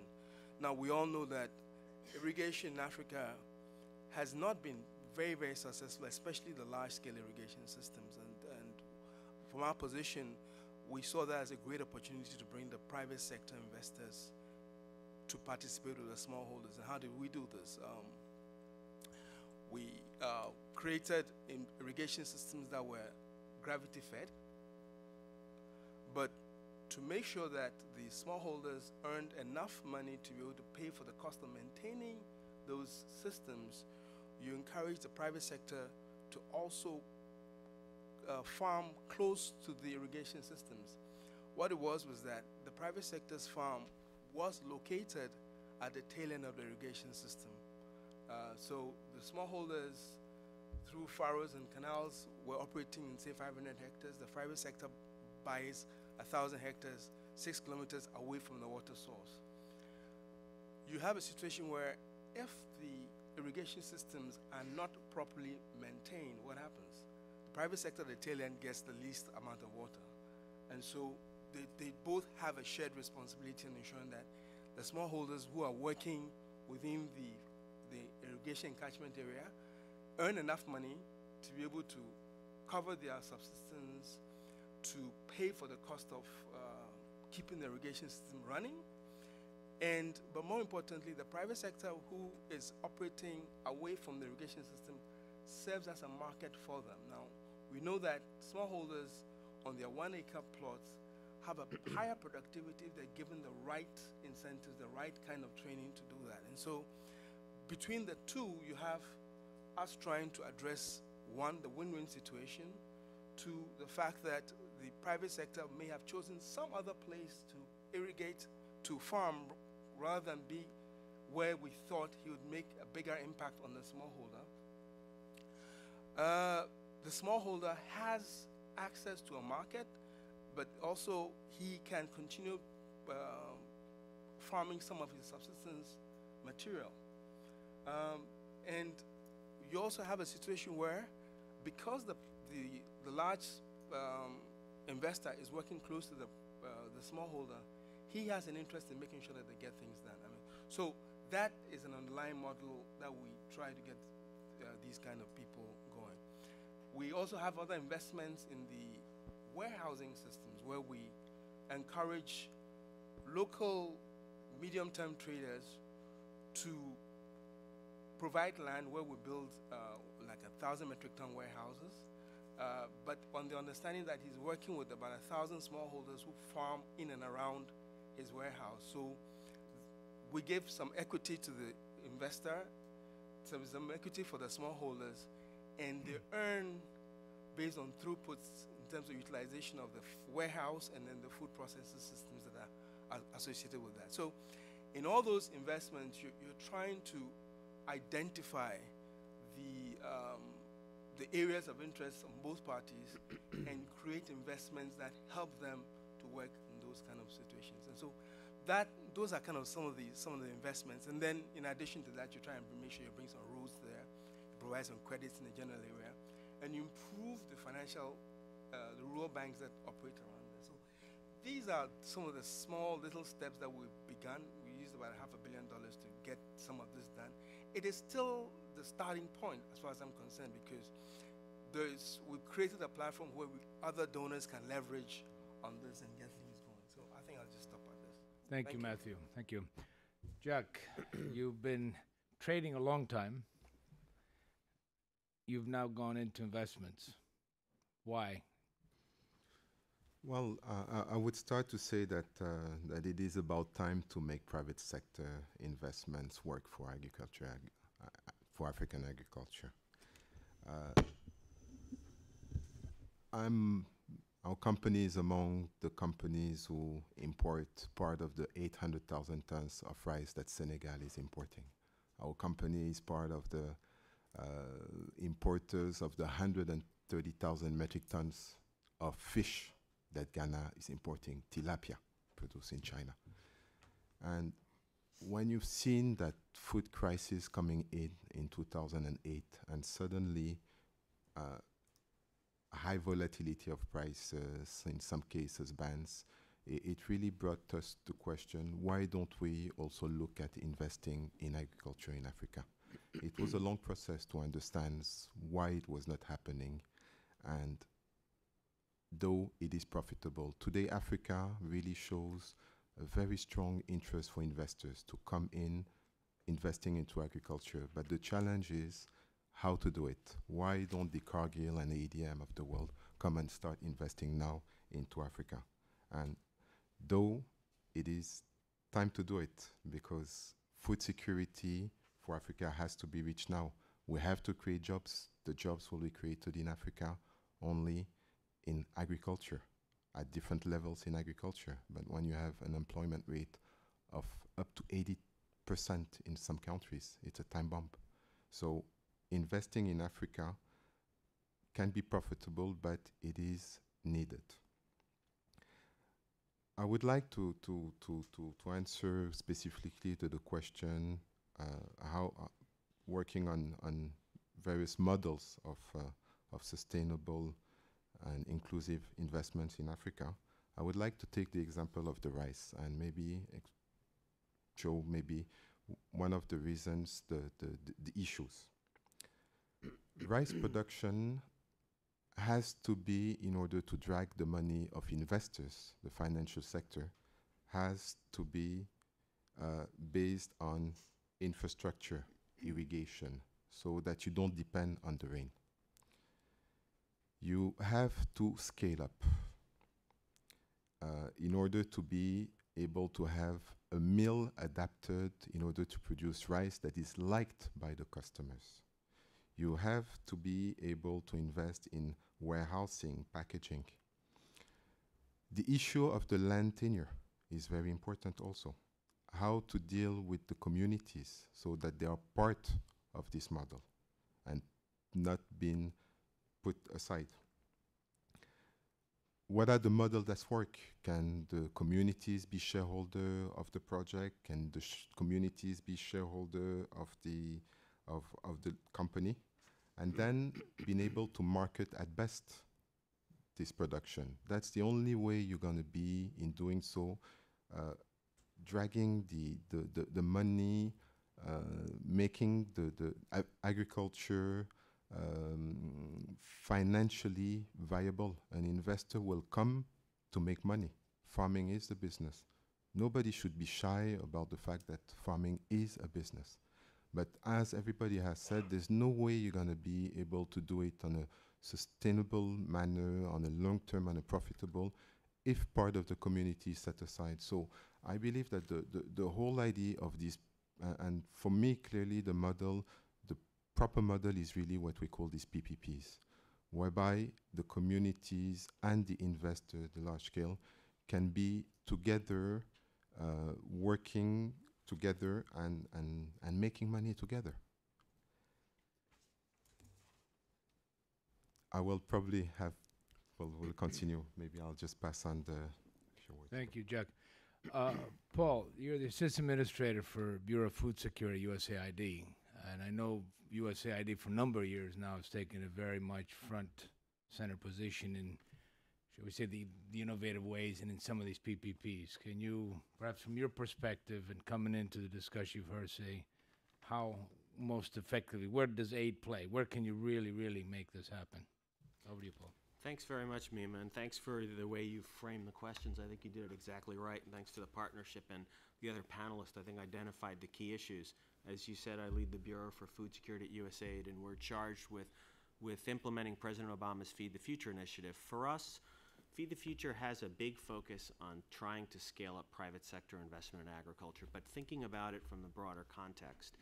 Our goal is to reduce hunger and poverty, and our area of focus is the smallholder farmer. I think Katie really identified very well the reasons why we're focused, and the earlier panel did as well, on the smallholder farmer.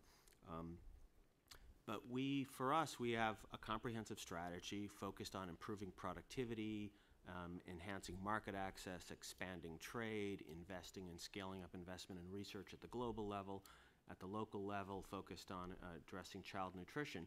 But what we've seen over time, and I think I think other panelists have mentioned this, including Jack, is the private sector investment really is a big missing piece of the puzzle, because the private sector brings not just finance, but they bring access to new technologies, they bring access to markets, they bring scale and sustainability that donor resources just don't do. So the question, and I think it was Jack who said this as well, is on what terms does the private sector come in? Because we've seen that in the last 10 years, 7 of the top 10 growing economies are in Africa. We've seen it's gone little notice that Africa has a middle class of 330 million people. But private sector companies, not just in the United States and not just in Europe, but in Brazil and China and all over, have recognized that the investment is going in. The private sector will be going into Africa regardless of what we do, and we think the real issue is on what terms. Is it in a way that benefits the smallholder farmers? I wanted to add just a couple of points, I think, to Katie's excellent comments about why focus on smallholder farmers. Yes, they occupy a large amount of land and produce a lot of food, but the evidence is clear to us that the smallholder farmers can be, and I think a colleague from MCC said this, smallholder farms can be as efficient or more efficient than large farms. Smallholder farmers, if we focus on smallholder farmers and increase income at that community and household level, we think that's the way to bring inclusive agricultural economic growth to Africa, because generating income at that local level generates demands for goods and services at the local level and helps lift all boats, creating a broader base for jobs and income. So we think if we want to see inclusive growth in Africa, rather than smallholder farmers being pushed off the land, going into cities, living in ghettos, it's really focusing on improving their productivity through this comprehensive strategy. Now, as we think about the private sector coming in, there are a lot of different models and ways to do it. People have talked a little bit about commercial farming and outgrower schemes.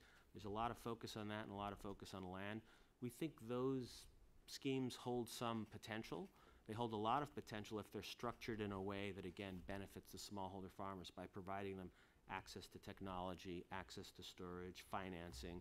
We have a couple of these that we're doing in Tanzania, in Ghana, in Mozambique, for instance, where the focus for us is the large commercial farms have said if we, through our programs like AgriFuturo, can get the smallholders to produce up to the level of quality that the commercial farmers want, then they will help market and provide finance, and you can create a virtuous circle.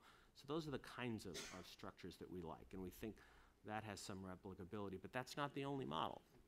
We have a partnership in Ethiopia with PepsiCo, the government of Ethiopia, and the World Food Program, again, helping Ethiopian chickpea farmers get their product up to the level of quality that's needed and working on capacity, but across the whole value chain, not just the farmers, but local processors, and helping to make chickpeas, which are a nutritious food, more widely available in domestic markets, and set the stage for Ethiopia to become, hopefully, an exporter on a major scale of chickpeas, because it has that potential for nutritious foods.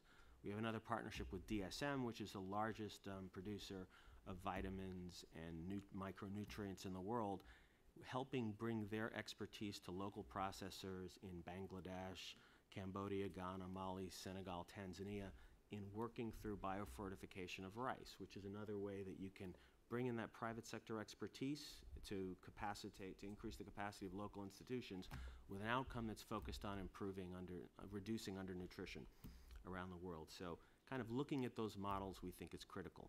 Another critical aspect harkens back to a comment Katie made, which I think is really on point, is what is the enabling environment for private sector investment? In a lot of countries, if you look at the policy environment, it discourages private investment, and it's not just private investment from Cargill and ADM, which we think is important because they bring the heft of market scale, sustainability, they bring access to technologies, but it's also about what local people are making choices about in investing, whether it's a small processor or a smallholder farmer. If a smallholder farmer has a $100 surplus at the end of the year, she has to decide, what am I going to do with this money? Will I pay school fees? Will I pay for medicine? Will I upgrade the house? Will I do whatever? If the enabling environment is such that it discourages investment, they don't invest that back in their farm, and that keeps subsistence level farming in Africa. If a processor at the middle level or an aggregator feels that the environment is not conducive to investment, they don't invest, And that's what prevents, we think, agribusiness in Africa moving forward. So looking at those kinds of issues is critical.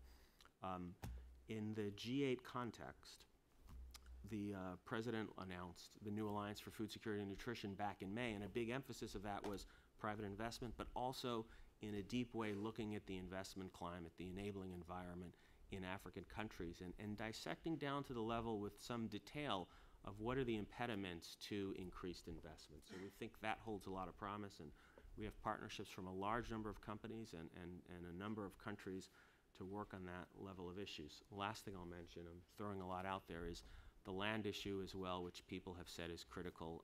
We were happy that the U.S. government through USAID was the lead institution in pushing the voluntary guidelines that Katie talked about, because we think establishing those kinds of globally accepted principles about how to operate well is the way to handle these issues and make sure that the terms under which private investment comes in are terms that benefit the people we want to benefit, smallholder farmers, lifting incomes for everyone. So we've, again, led the effort to develop the voluntary guidelines on land security, but are putting a lot of money behind that in terms of supporting the expansion of land security for smallholder farmers in countries around Africa. Larger scale principles of responsible agricultural investment that go beyond land, I think, is a critical issue. And again, we're supporting through the community on the Commission on Food Security the development of those principles through a consultative manner. But what we really need globally, I think, are pilots of what, or not so much pilots, we need best practices on what are good examples of doing responsible investment. Because investment in agriculture takes many different forms. There's not just going to be one solution. So thinking about what are the ways broadly that, or practices that reflect good models of responsible investment. I would say one of the things that we should be looking at in the ag sector is what the mining industry has done, because we have the Extractive Industry Transparency Initiative that's really promoted concepts of sustainability. And for us, kind of the principles that we need to be looking at are our investments open, are they transparent, are they inclusive, in a way that people really are making informed decisions about how to spend their money and how to agree or not agree with an investment. So promoting that transparency and openness is what can ensure that security of tenure is satisfied. It's what can ensure that the deals are not being made under the table, that deals that are made are for the larger benefit of communities. So thank you. Thank you, Paul.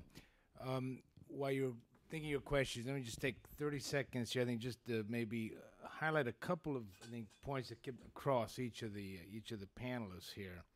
I think one thing that's really strikes very important here is this whole issue of scaling up, and is it in opposition to small farmers or not?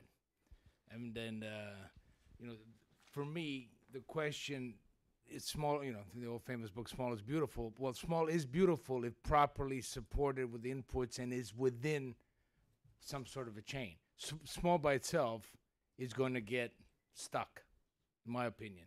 It often is the heavier investments, we've all said, it's capital intensive. And one thing, as we speak of Cargill ADMs, are those. If you go back historically, U.S., it's not the farming companies that grew into large agro-concerns. Agro-concerns are companies that went into capital investment, be they be warehousing or be they processing. And that's something the small farmer is not going to be able to afford. However, greatly benefits if those facilities are there, be it warehousing or value-added processing. The key question becomes, how do you integrate those? And one last thought I caught earlier thing I did back a couple years ago for the partnership and going around a number of African countries and looking at actually the investors in the value-added processing. You know what their biggest headache was? They can't get enough throughput. They are all underutilized facilities. So most investors, certainly I can speak from the foreign investor perspective, I think also the nationals, really are looking at investment into processing. People don't necessarily want to farm. They would rather be able to organize that. And I think that's where that dialogue of PPP comes in, where the development agencies and governments, which were brought up earlier, have a very critical role. With that, can I take some questions? Let me see what we have time. We have 20 minutes. No, well, God, no, we have 20, yes. Hang on, so let me try to get people who haven't spoken yet. The lady there, gentleman, and that corner over there for starters, 3. Go ahead, sir. You first. If you can introduce yourself real quick, too, please. I'm Mohammed Qasim. I farmed in Africa. I bet nobody else has done that. 16,000 acres in Zambia. My family had farms in Tanzania. And this was in the old days when everybody was being nationalized. Julius and Kenneth basically impoverished 20 million people. So I left to join the leisure class, the aid organizations, so I don't have to worry about budgets. What I'll tell you from my own experience looking after, first of all these guys who are rushing in, 50,000 hectares, 100,000, 80% of them are scoundrels. They think they're in for quick money. They've never farmed. I mean, 50,000 acres is a big deal. It's like running General Motors. Kid you not. Secondly, there's no dichotomy between large farm and small farm. If you're an expatriate, the apartheid mentality, yes, these bloody Africans are kicking by. What you do is look after your community. Otherwise, they steal your crop. And so when I was farming, I was getting 40 bags an acre, which is round about, I don't know, 6 times, something like about 100 bushels. My neighbors were getting 5 bags an acre. Because when it comes to farming, which none of you know, you plow the right time, the right depth, the right seed, the right dose of fertilizer, and pray for good rain. These people had no power. They had no seeds, they had no fertilizer. I provided that. It cost me $200 an acre. And they went from 5 bags to 30 bags. And I created a society. I was a squire. These guys who are coming in, they're not squires at all. They're rapists.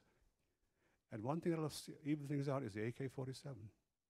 When I left Zambia, Zimbabwe had just got independence, things started deteriorating, guns started crossing the border. And that is a very, very bad situation. If people who go out there do not understand that, they're in for a hard time. Thank you. Thank you, Mohammed, for the perspective. And very, very much in line with needing to have that win-win. It won't work. Ma'am.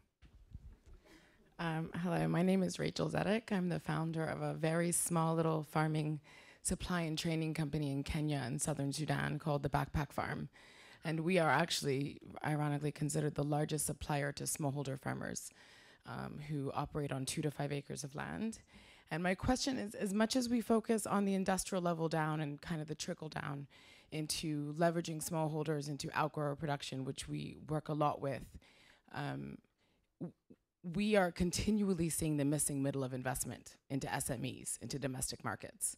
So $500,000 to $2 million, when the only 2 ag investment funds currently operating in sub-Saharan Africa are focusing on a minimum investment of $10 to $15 million. So how can we better leverage the local market initiatives, the local market entrepreneurs, those who are committed to, you know, quote unquote triple bottom line? So economic, ecological, and social impacts of smallholder farmers who, I want to say one thing about that definition, which is in Kenya, we have 27 million smallholder farmers, 21 million of which produce on 2 to 5 acres of land and are supplying semi-commercial value chains. They are not subsistence farmers. They are the largest untapped economic resource across sub-Saharan Africa. But without better investment, it's worthless. So my question really is, how can we now see a better trickle down of the commercial capital into the SME sector of under, let's say, $2 million to really leverage that entrepreneurial spirit that's moving into production? Thank you. Let me take a couple more questions. I think then we can wrap it into the answers. Yes, sir. Gentleman in the corner. Way back. Hi, Dick America from Georgetown School of Business, where we're working with business schools throughout the SADC region, including Zimbabwe, where you used to be the USAID director. I was there. And Mozambique, Eduardo Mondlane University. The point is that low-quality management across Africa in every sector, including the ag sector, is a key, maybe the key capacity issue.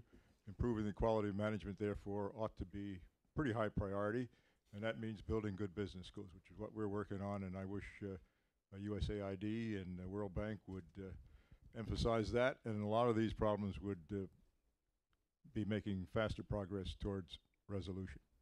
Thank you.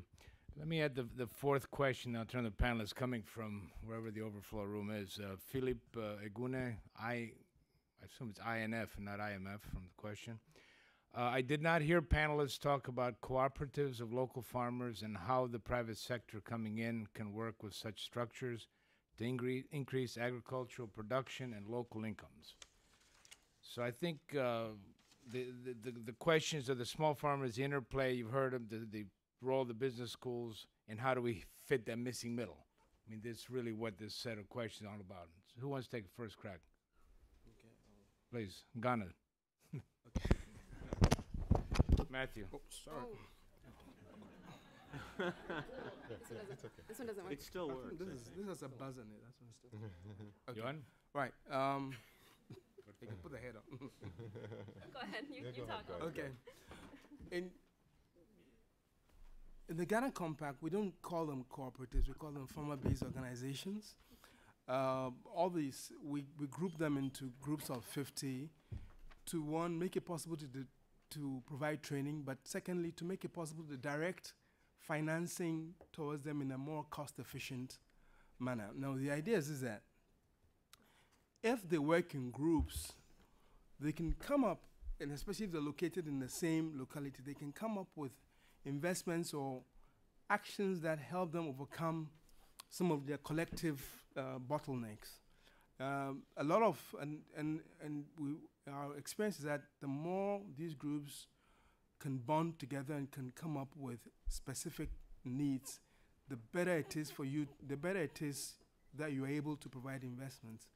For example, when we talked about helping them to set up warehousing systems, we're talking about these small warehouses, about 1,000 metric tons with food processing. We're using that collective group to deal with a throughput issue, in the sense that there's no use having that warehouse sitting down there with no material going through if everybody else is going out to do other things. And so collectively as a group, they undertake to, yes, we'll farm, we'll, to the best of knowledge, try and use the food processes that have been put there. And when we declare profits, or at the end of the period, when we look at the net income, those who have passed material through that system get paid according to that volume. So we're mindful of the fact that as individuals, they may not be able to get as far as if you kind of help them to think and operate in clusters of 50, but better if they operate in clusters of 25. Thank you. Katie? Is this on?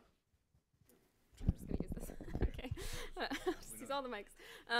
So yeah, I think 2 points. One, I think it sort of addresses Rachel's question and the question about business schools as well. I would be remiss if I did not talk just very briefly about public investment. And I think that as we speak about private investment, we cannot forget the role of public investment and the important work of donor governments and national governments in providing some of that public support, to research and development and building of schools and capacity there. I think also it speaks a little bit to that missing middle of investment. ActionAid's belief is that those goods that are sort of public, that public knowledge, that should be done by governments and donor governments. It should be done by those who can be held directly accountable to the people. So roads, research, et cetera. So that's just one point. I think in terms of cooperatives, I totally agree that cooperatives are absolutely essential to all of this. ActionAid has we call it a sustainable agriculture approach, and I think sustainable means a lot of different things to a lot of different people. For ActionAid, sustainable means not just sustainable environment, sustainable management of soil and water, but also gender empowerment, women's empowerment, and getting women and men organized into cooperatives. Because for us, there's not just a business benefit to organizing cooperatives, and it's not just combining harvests to go to the market, that kind of thing, but there's a real political power in cooperatives that I think is really important. ActionAid is working with women's cooperatives all over Eastern Africa and in Nigeria right now, organizing them, teaching them about how to track agriculture budgets in their own governments, so that they can better understand and follow what their own government is investing in them, so they can make smarter choices. They can hold that government accountable for what kind of investment they deserve, in extension and research and these other things, credit, some of the things we've been talking about today. So yeah, I just want to emphasize that I think cooperatives are definitely needed, not just for the business power, but to really create political power among African farmers. Thank you. Paul, how could development agencies or government institutions writ large best zero in on that missing middle? Or assist maybe private development banks or private investors to come into that middle? Well, I think the questions were all great questions, and the responses, I'd agree completely with the prior responses so far. The missing middle for us is part of the work at the value chain level. I think what donors have learned over the last 10 years or so is the importance of thinking about the entire value chain. And when you correct the breaks in the chain, that benefits everyone across the chain, whether they're the subsistence farmers or small farmers who are above subsistence level or middle income farmers. So that's one important thing too. And the way we've done that is recognizing that fixing the value chain for maize in East Africa is such a complicated issue. We've limited the number of crops or value chains that we're focusing in. So we want to get it right. So in each of the 19 Feed the Future focus countries, we're only doing 4 or 5 value chains and really looking at it in a deep way and trying to get it right, recognizing that has spillover benefits beyond what we're doing. The enabling environment comments I made before, I think that has the biggest potential impact is for that missing middle. People will invest more money and that will help them, the missing middle. I think public resources, as Katie mentioned, if governments are saying, whether it's Tanzania or Ghana, Ethiopia, agricultural development is a key priority for them, it's important for all of us to push them to make sure that that's reflected in their budgets. Are they investing in irrigation? Are they investing in the basic infrastructure that's needed and the research and the capacity building that's needed for the target groups? And I think ActionAid and others are key partners in pushing governments to do that. And then ag finance is a difficult one. You know, it's very difficult to get banks to invest heavily in ag finance because it's such a risky endeavor. Part of the reason is they don't want to invest particularly in rain-fed agriculture because it's so risky. So dealing with these larger constraints, I think, is one way to do it. We have specific investments in loan guarantees to encourage banks at local and international level to step up their investment. We think that's important to do, but kind of the whole comprehensive package is necessary to push this broader scale investment. Thank you. Cooperatives, we agree completely. We're a big believer in supporting cooperative development. Thank you, Paul. So, Jack, I'm the moderator, so I can't be the investor developer. And Jack has recently, over the past year and a half, joined the board and exec committee of the partnership, specifically where we wanted the African investor company to be part of the partnership. So if I can put you on the spot, there's only one thing that development agencies or development banks could put out there to really help instigate you and inspire you to invest more. What would it be?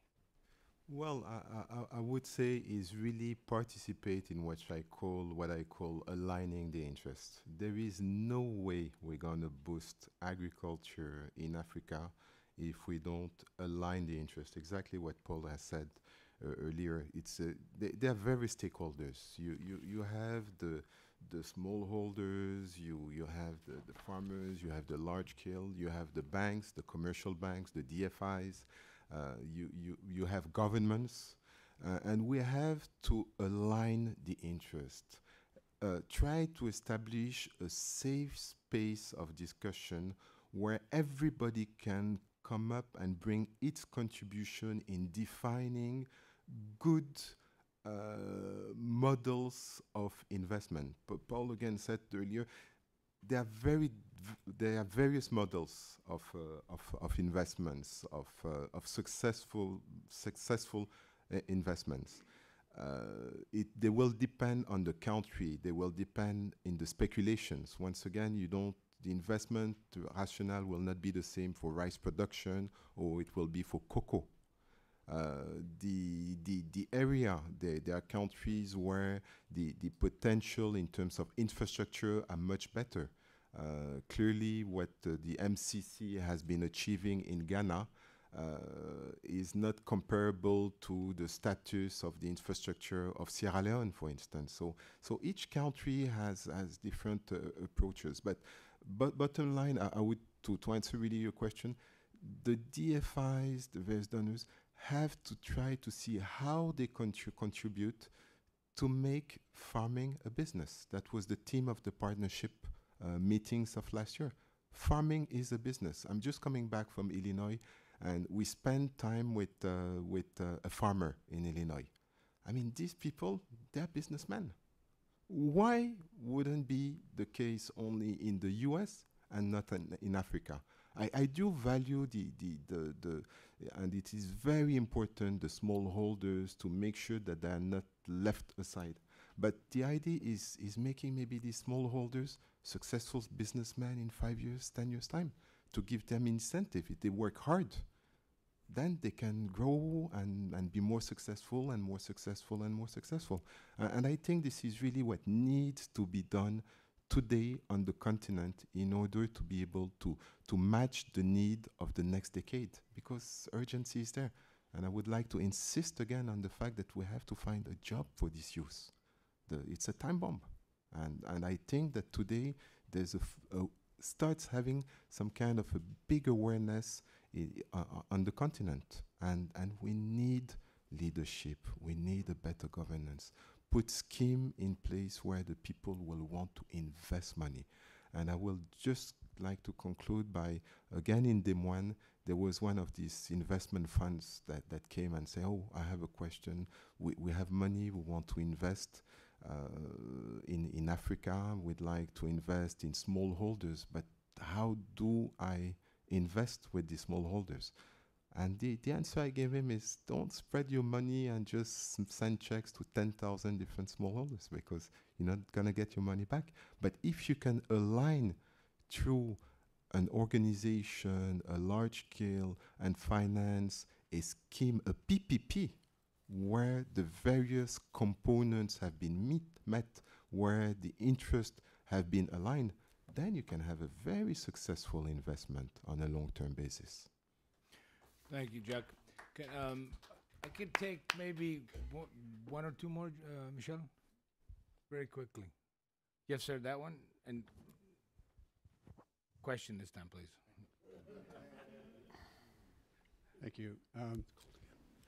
Wanted to follow up on what Yank just said. I'm John Riggin. I'm Innovari Food and Fiber Fund. It's a debt fund, small, medium enterprise, ag value chain, Africa.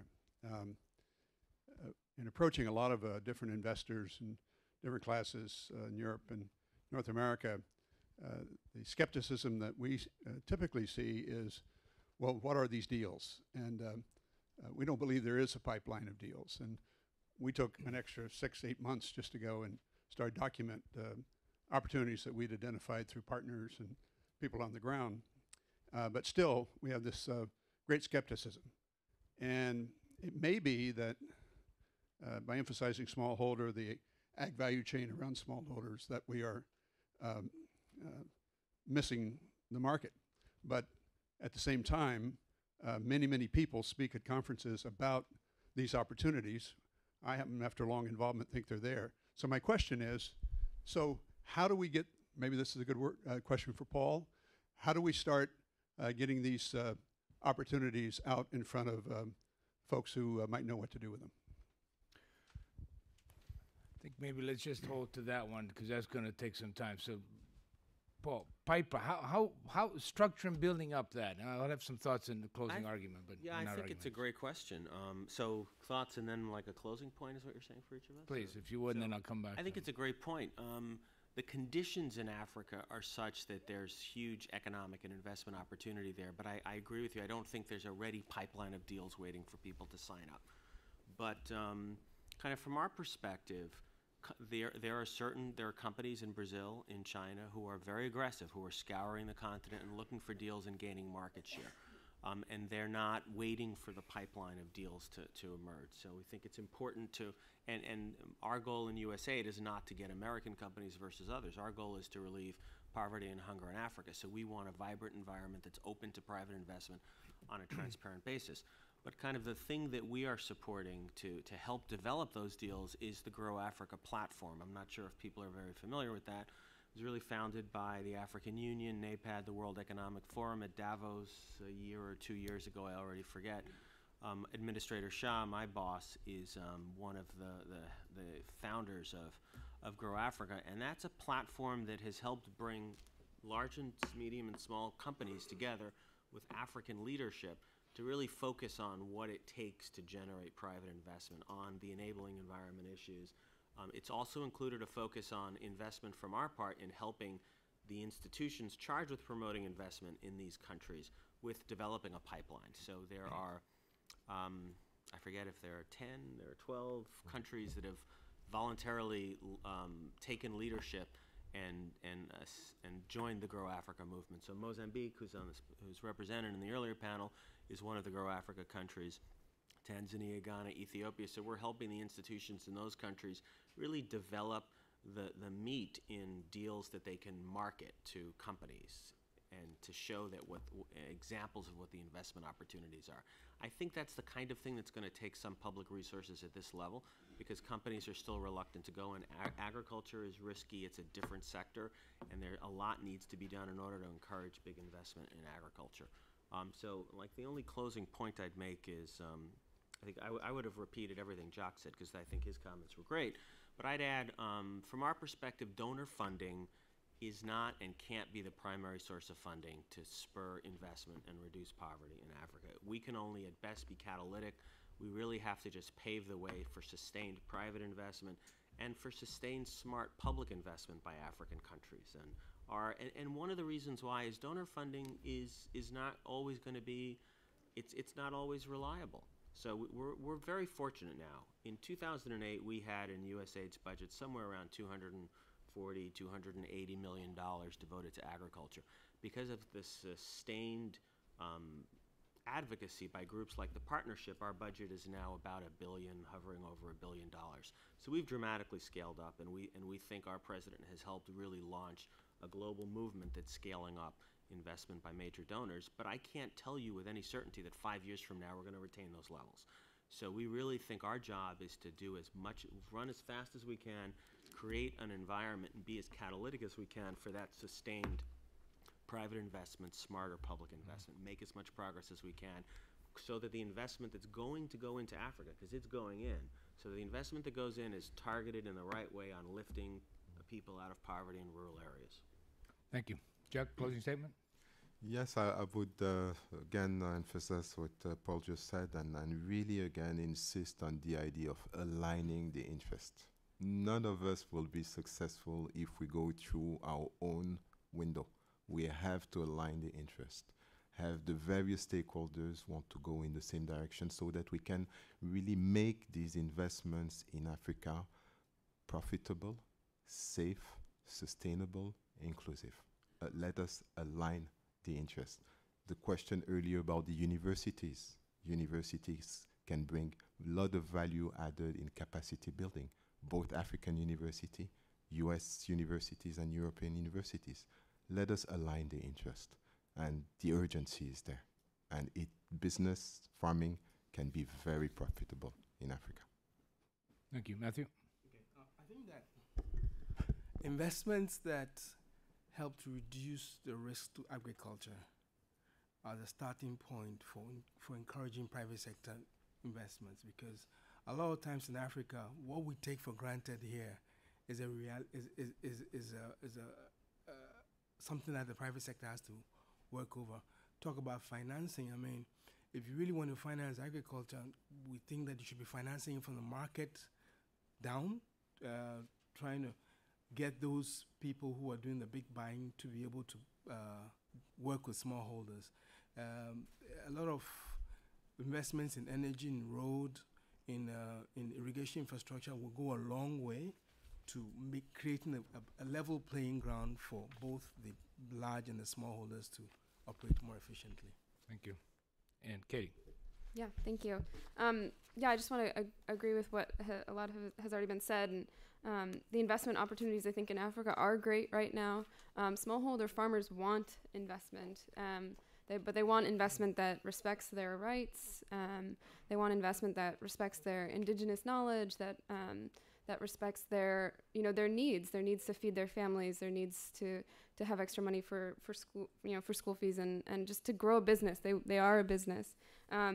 And so in order to respect those rights and those needs, we need to find platforms where farmers are at an equal level with governments, with corporations, with donors, and those places exist. As I said, the CFS, the Committee for World Food Security, is one of those places. I would encourage anyone who wants to invest in Africa to follow the process of developing the responsible agriculture investment principles, not to be confused with the World Bank's principles for responsible agriculture investment, which are fine principles, but were not developed with an inclusive process, and so not something that we encourage in the long run for us all to be following. But yeah, I think that, as I said, smallholder farmers are the key to solving a lot of these big challenges in agriculture for tomorrow. And so we need to include them in responsible ag investment. Thank you. So a couple of closing thoughts. So one, someone asked about pipeline. That's got to be the biggest headache out there. I mean, I often tell people these various investment funds are doing nothing but moving cars from one parking lot to another. They're just committing from one fund into another. And it's very simple why. It is very, very difficult, takes time. It's labor intensive to structure the deals. But they are being structured, and as more are being structured, there are more such deals to be copied, if you will, by others with a certain additional twist. Part of the thing I think is happening very importantly, and has been mentioned earlier, and I'm seeing a lot of both donors and development agencies moving to, is not so much only focusing or on that export, what I call the nice niche flower export markets, but saying, where is the growth? The growth are those regional markets. They are those big urban cities. They are, somebody said very early, maybe the first panel, how much now is urbanized, the continent, where people are no longer connected to their farms. They can't go to the weekend to go get their cassava or whatever. So I think those are where the growth sectors in the end really will be. And that's where the governments have got to come in and say, what is that proper policy to be put in, balancing between incentives for private sector and yet, of course, at the same time, also making sure that the public interest is also maintained. I come back to my very first thesis, that win-win, who and how. I mean, we've got to get to somehow to the point where there will be an objective way to start defining that, and somebody that's going to be monitoring that. It can't be the developer. It can't be the small farmer. It really can't necessarily be the funding agencies. But somehow that mechanism is not there, that fair trade mechanism, the one that's seen elsewhere. So we look forward to maybe that somehow coming up as a requirement, as a, to meeting these goals. And finally, I think only through that, we're going to get out of this, I call it the blind and deaf discussion of this land grab versus non-land grab. Neither one works. Land grab does not work. I started by saying that to my developer friends. And just staying independent small farmers ain't going to work either. We've proven that. So let's really get that dialogue space, someone said, and find out what that solution is, align those interests, and I do believe we can find some answers. Thank you, panelists. And let us all thank Mima and Michelle for a very good moderating job, and our earlier panelist, Dan, I don't see him anymore, and Carlos. Thank you very much.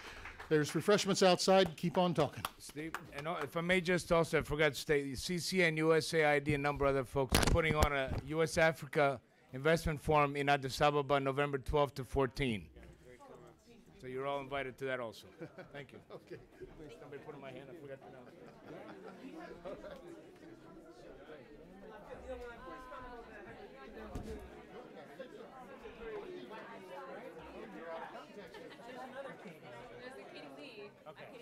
My first trip for the World Bank was in 1999.